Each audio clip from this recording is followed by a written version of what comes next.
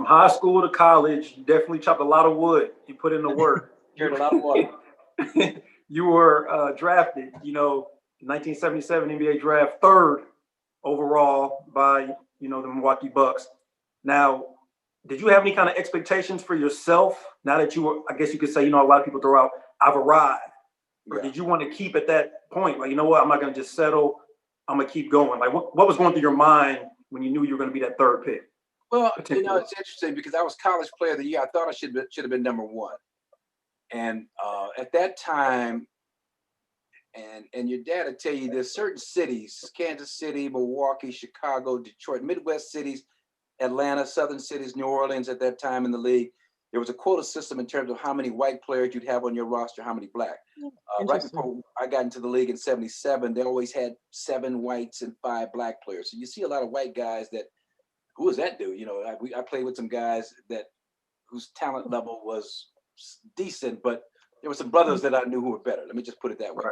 Right. So the point is that Milwaukee was looking for the league, the NBA was looking for this one white savior, great white hope that was going to come in and just take the league by storm, that everybody could embrace and rally around, and he's our superstar. Now, it happened 2 years later with Larry Bird, but the Bucks thought Kent Benson out of Indiana was that guy. And my teammate Quinn Buckner, he had played with Kent Benson at Indiana on that great team of 1976 that didn't lose a game. They beat us twice that year. They didn't lose a game. They were 33-0. He told the Bucks, now look, Kent Benson, first of all, he's not 6'10", he's about 6'8 and a half, 6'9", and he's, not the toughest guy. So I'm just telling you guys, that if you want to draft Marques Johnson at number 1, you wouldn't be going wrong. So anyway, they drafted Kent Benson. He got punched by Kareem the very first game of the year, our rookie season, 1977. He elbowed Kareem. Kareem socked him in the jaw, and Kareem was dancing over him like a boxer. I'm like, get up, MF, get up, man, get up. I'm like, Kareem. I knew Kareem from my UCLA connection. Kareem, baby, he's not getting up, man. Leave him alone, man. He's not getting up. So that coupled with the fact that Kent was he was not a franchise turnaround type of a player. And so my point is I came in with something to prove as the number 3 pick. Now, Kansas City passed me over for your dad at number 2. Your dad turned out to be an all-star, great player. They had a small forward by the name of Scott Wedman that I would have taken his place if they would have even thought about drafting me. And he was a white guy, and they, Kansas City. And my teammate Richard Washington at UCLA was playing for Kansas City at the time and told him, look, Scott Wedman's good, but he ain't no Marques Johnson. I'm telling you, Marques, you need to. And they were like, well, now we're taking Birds. Which turned out to work well for them. Your dad turned out to be, just a star at his position. So my point is I came in number 3 with a chip on my shoulder. And my agent at the time told my mom and my dad at a family meeting that, so Marques is not going to go number 1 because Kent Benson's going to take the number 1 spot because he's white. And I remember my mom embarrassing me and saying, I know he's white. You ain't got to tell me that. You ain't got to tell us he's white. We know that. My mom she's always kind of the one that speaks up when everybody else is a little better to do so. Well, that agent turned out to be David Falk.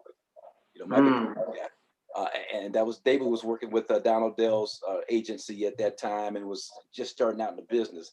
And so she kind of just let him know that he didn't have to bring race, but race was a big part of it. Anyway, so I came in that year as a rookie, and the first time we played just a pickup game, kind of a casual, unofficial pickup game.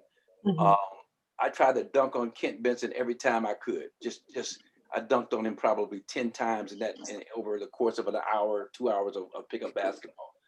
And so, but I had a great year, my rookie year. I was runner up to Walter Davis's rookie of the year, averaged almost 20 points, 10 rebounds a game, and that kind of set things in the right direction. My second year, after that first year, Larry Brown, the great coach, told me that the most important summers of your basketball career are the summer before your first year, when you're working out to make a name for yourself, and then the summer after your first year, when you know what you need to work on. And I knew I needed to work on my outside shooting. I worked on that going into my second year and averaged like 26 a game and shot 54% from the field and made first team All-Pro, which meant that I was one of the top 5 players in the world, not just the NBA. At that time, it's like it is today. You're one of the top 5 guys in the world.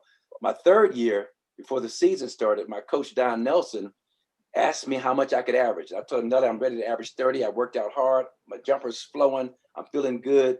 He's like, MJ, I know you can average 30, but I don't want you to average 30. We got a lot of guys that can score. Brian Winters, Junior Bridgman, some other guys on this team. I want you to average 20. Bring your scoring down from 26 that I averaged my second year to 20. And that kind of hurt me, just from the sense of not being able to let my true efficient scoring personality as a basketball player really kind of thrive. But I've always respected my coaches, from Crenshaw High School, Willie West, to John Wooden, to Gene Bartow, who took over for John Wooden at UCLA, to Don Nelson. And I did what was asked of me, and had a tremendous career, 5 All-Star games. But I often wonder if I would have been allowed to do. Not allowed. Let me change. If I'd have been encouraged, Right. go out and score as much as you go out, man. Get out there and average 30. I often wonder, I'd be a surefire Hall of Famer right now instead of a guy who's on the borderline. And we might have won a championship. Rick Barry won a championship with Golden State in 1975, averaging 30 a game, being a dominant scorer. And John Havlicek was averaging 28, 29. Larry Bird averaging 28, 29, winning championships. So when a dominant scorer in the lineup does not necessarily preclude you from the ultimate goal of winning the championship. So anyway, that's so you see what you get with me. You ask me a question, I might talk for 20 minutes. I absolutely love it. I have another question, because as we're going through it organically, obviously it's the last weekend of Black History Month, okay? And I think a lot of the youth, they see what the NBA is now. But I love that, to just bring back home that when you played, the ratio was, they only wanted 5 Black athletes to 7 in the 70s. That's not that long ago. No, you're right. That's not that long ago. Yeah. To the transition today, all the kids know the NBA. Most of I don't know what the ratio is now. I think at one point it was 95, and maybe like 90 or 80% of the players are African American. So, like you said, it was your time. Yeah. But also maybe what you contributed by doing what you had to do to allow. Well, Sharon, to your point, that story I told about my coach asking me to reduce my scoring average from 26 a game to 20. And Don Nelson doesn't have a racist bone in his body, but there was a racial component. My feeling is this: if I would have been a white forward, averaging 26 a game, and I came out that next season averaging 20, the commissioner would have intervened and said, "What's going on here? This guy needs to be scoring 35 a game. Well, why is he only scoring 30? Only scoring 20." You know what I'm saying? So there was a racial component, even though it wasn't overt or whatever. But looking back on it now, I'm saying if I would have been a white player, remember Isaiah Thomas said that if Larry Bird would have been a black player, he'd be just another player. And so he took a lot of heat for that. My thing is, let's twist it around a bit. If Isaiah Thomas would have been a white player, he would have been thought of as one of the greatest players, not just point guards, but players in the history of the league, based on winning NBA championships, All-Star, averaging 25, 11 assists, dunking on people at 6 feet, 6'1". If he would have been a white player, that would have elevated his status into legendary Mount Rushmore, one of the greatest of all time. People talk about John Stockton being one of the greatest. That's a great point. It's a great point. Isaiah, trust me. I played against him for years, 5, 6, 7 years with the Pistons. I was with the Bucks. There funny story with that quickly. When Isaiah and that whole team, Vinnie Johnson and Dumars, they were all young players, second or third year. Lambeer, before Rodman had gotten there, they were with the Pistons. Kelly Tripucka was the guy I used to go against, but they were battling us for the Central Division Championship. So we're going down to the last week of the season. We had to play them on a Saturday in Detroit. They had to come back to Milwaukee and play us, and we were pretty much in a tie for first place. And so they asked me about some comments that some of the Pistons had said about us being old. They said the Bucks are old and it's time for some new blood to be. So I said something to the effect of, "Well, yeah, they're just a bunch of young punks and whippersnappers. They're not gonna take our place as champions in the Central Division." They did a promotion at the Silverdome in Detroit. Silverdome is a football stadium converted to a basketball stadium, Sharon, that seats about 50,000, 40,000 for basketball. Just huge, big barn. And so they did a promotion with Kelly Tripucka, came on TV locally in Detroit, black leather jacket, sunglasses on. He had this kind of afro curl thing going on, white guy from Notre Dame. And he said, Marques Johnson called us a bunch of young punks and whippersnappers.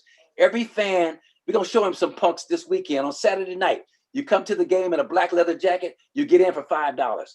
They had 35,000 fans in black leather jackets. They called it Punk Night. You can look it up. They called it Punk Night in Detroit. And they wound up beating us by 2 or 3 points. We beat them in the rematch game to win the division. But that was the kind of stuff that was going on back in those days. It was a real colorful era. We had a lot of fun, though.